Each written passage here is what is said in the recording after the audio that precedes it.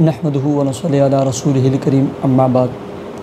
پیارے سامعین و ناظرین، بہت سارے دوست احباب، ماؤں بہنوں اور بیٹیوں نے یہ سوال پوچھا تھا، اگر قرآن مجید اگر کسی کے ہاتھ سے گر جائے تو اس کا کفارہ کیا ہے؟ پیارے سامعین و ناظرین، دل کی حالت اور دل کی نیت یہ اللہ تبارک و تعالی جانتے ہیں، ٹھیک ہے؟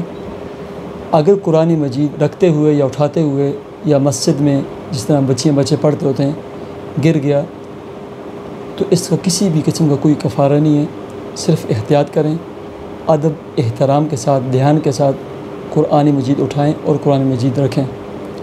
باقی گرنے کا کوئی کسی بھی قسم کا کفارہ نہیں ہے۔ ہاں، وہ اللہ علیم بذات الصدور ہے کہ جو قصداً اور جان بوجھ کر گرانے والے ہیں وہ تو مسلمان ہی نہیں رہتے، ٹھیک ہے؟ باقی ویسے قرآن مجید اٹھاتے ہوئے گر گیا یا رکھتے ہوئے گر گیا، اس کا کسی بھی قسم کا کوئی کفارہ نہیں ہے۔ بس استغفار پڑھ لیں، باقی کوئی کفارہ نہیں ہوتا۔ ایسے ہی بہت سارے دوست احباب، بالخصوص ہماری ماؤں نے پوچھا تھا کہ کیا رات کے وقت ناخن کاٹ سکتے ہیں؟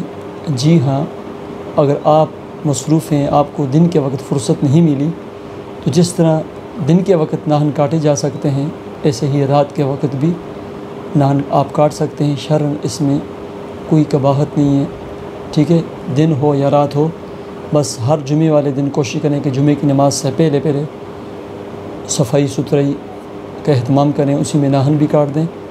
ناخن کاٹنا سنت ہے، ٹھیک ہے؟ اور ناخن بڑے رکھنا یا صرف ایک ناخن بڑا رکھنا خلاف شرع ہے، خلاف سنت ہے۔ اور یہاں تک میں نے پڑھا ہے، سنا ہے کہ جو شخص مرد ہو یا عورت جو بڑے ناخن رکھتے ہیں ان کے دل کے اندر خودکشی کا میلان پیدا ہوتا ہے۔